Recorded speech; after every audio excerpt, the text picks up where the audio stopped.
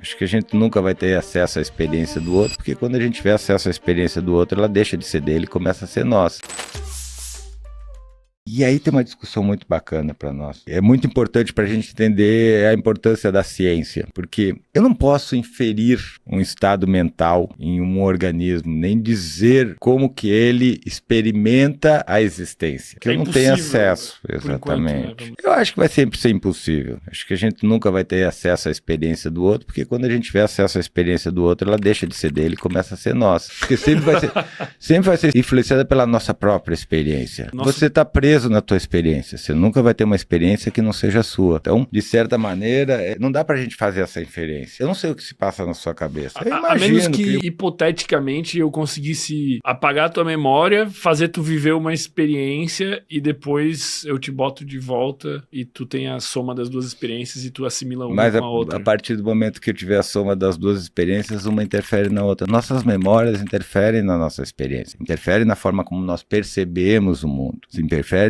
na maneira como nós construímos a realidade, no que nós percebemos, o que nós demos importância, o que passa completamente desapercebido pra gente. A nossa memória, ela vai efetivamente direcionar todos os nossos sistemas sensoriais e filtrar as informações que são pertinentes. O tempo todo. O tempo todo. Por isso que a neurociências, ela traz uma perspectiva epistemológica bastante importante pra gente, porque a natureza dos fenômenos não está ligado necessariamente ao que tem fora de nós, mas sim como essas informações são processadas no nosso cérebro. A realidade meio que não importa, o que importa é o nosso processamento da realidade. A realidade é o nosso processamento. Não existe realidade fora do nosso processamento. Mas então quando a gente concorda que algo é real, o que isso quer dizer? É um consenso. Tá, é quando um consenso dos nossos processamentos. Isso, quando a gente não concorda, alguém está tendo uma alucinação. Se eu disser, nossa, fermento, essa sala está derretendo, né? Você vai dizer, vixe, esse aí usou uma droga forte, né? Por quê? Porque daí não existe consenso das experiências. Então o que é a realidade? Que é possível construir nessa interação entre o organismo e o ambiente e que corresponde a eventos que são do qual o organismo é sensível. Mas que de certa forma seja um consenso para todos os organismos. Não necessariamente um consenso, mas que... É bom que seja consensual, porque ele nos permite nos organizar como sociedade. Imagina, por exemplo, você me perguntando uma coisa e eu respondendo outra, você perguntando qual que é a importância da percepção de si mesmo. Eu dizer, cara, então, aquele dia que a gente tava lá, eu acabei saindo. Mas assim, ó, se eu digo pra ti, cara, eu tenho uma bola aqui de luz flamejante, aí tu vai dizer, cara, não tem. Aí a gente vai olhar pro Gabriel. Isso. Gabriel, tem uma bola de luz ali? Não tem. Mas e se eu acho 50 caras que veem essa bola de luz flamejante? Aí você tem um consenso. Mas não é um consenso ao mesmo tempo. Porque daí tu pode achar 50 que não vem. Pelo menos entre esses 50 que vem. Individualmente, sempre é uma alucinação, vamos dizer. Tipo, individualmente é muito questionável. Eu diria que a diferença entre alucinação e realidade é o consenso. Por exemplo, vou te mostrar isso. E o pessoal vai me chamar de terraplanista, mas tudo bem. Eu acho que vale o experimento social. Os terraplanistas, eles partem de uma experiência empírica. Eles olham para o horizonte e veem o horizonte retinho. Eles veem que o céu está em cima, eles dizem, cara, tem uma força puxando as coisas para baixo, ou a pizza está subindo a toda velocidade.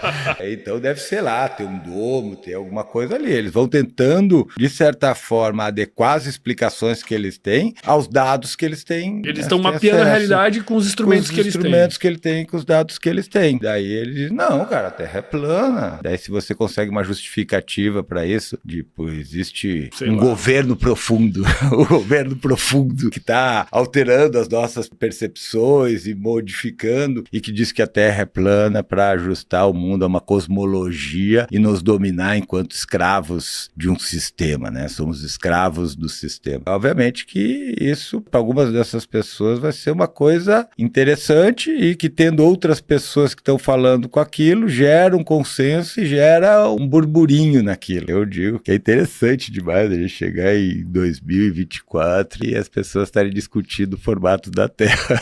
Que interessante.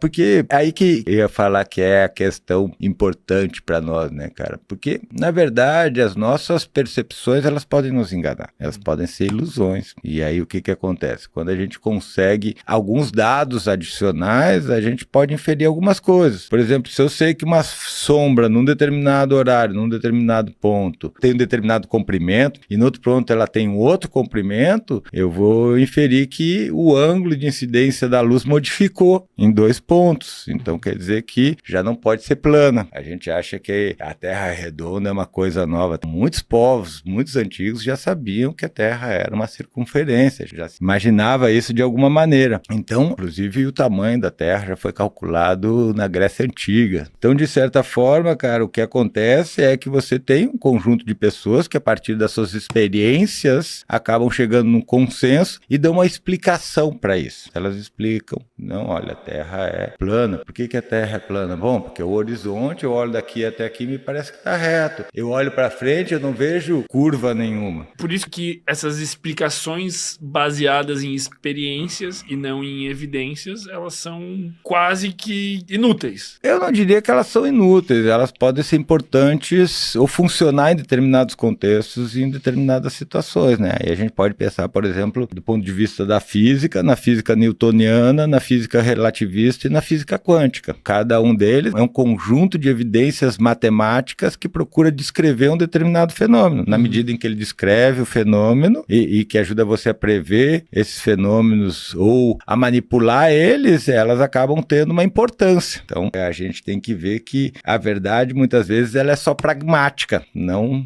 real. Se aquele conhecimento ele ajuda a gente, de certa forma, a produzir algum tipo de tecnologia, é bem provável que a gente dê um valor para ele de verdadeiro, ou pelo menos a gente utilize aquela teoria, aquelas leis, aqueles modelos para entender determinadas interações. E aí que é a questão da ciência, porque a ciência não se trata de estabelecer uma verdade, se trata de estabelecer um conjunto de relações que expliquem ou que prevejam determinados acontecimentos. Então, na medida em que a gente consegue estabelecer relações que construam essa previsibilidade e nos dê algum controle sobre os eventos, efetivamente a gente tem um modelo ou uma teoria que, de certa forma, vai dar conta desse fenômeno. Por Mas exemplo, que tu não pode chamar de verdade. você pode chamar a física newtoniana de verdade? Não, mas ela tem aplicabilidade, ela é importante para um monte de coisa. A física relativista, você pode chamar de verdade? Cara, não, mas não dá para negar ela, tanto em termos dos cálculos que sustentam ela, como também da previsibilidade de alguns fenômenos, da ajuda para a gente entender outros. Por isso que muitos filósofos da ciência vão dizer que, de certa forma, a ciência tem que ser descritiva, ela não tem que explicar as coisas, ela tem que descrever, ela tem que ser focada em dados. Por isso que a gente costuma dizer que a ciência é indutiva e não dedutiva. A gente não deduz as relações, a gente observa. Tateando. Mapeando. Pode usar a palavra mapeando, eu mapeando. gosto muito da palavra mapeando. A gente está criando mapas sobre como as coisas acontecem e a partir desse mapa a gente tenta retirar relações que estão implícitas ali e que me ajude a prever e intervir em outros fenômenos que tenham características generalizáveis a esse, né? Ou parecidas com esse, para deixar mais claro para as pessoas. De certa forma, a ciência ela é uma maneira de a gente construir um conhecimento consensual, sem que a gente tenha que estabelecer uma verdade, porque esse consenso pode estar errado. Pode ser que esse conhecimento, essa forma de enxergar determinado fenômeno, ela tenha sido útil, tenha sido capaz de se reproduzir em vários momentos, mas não necessariamente é a melhor teoria, o melhor modelo. Pode vir Isso outro acontece, com aconteceu muita várias frequência, vezes. vai continuar acontecendo em alguns aspectos.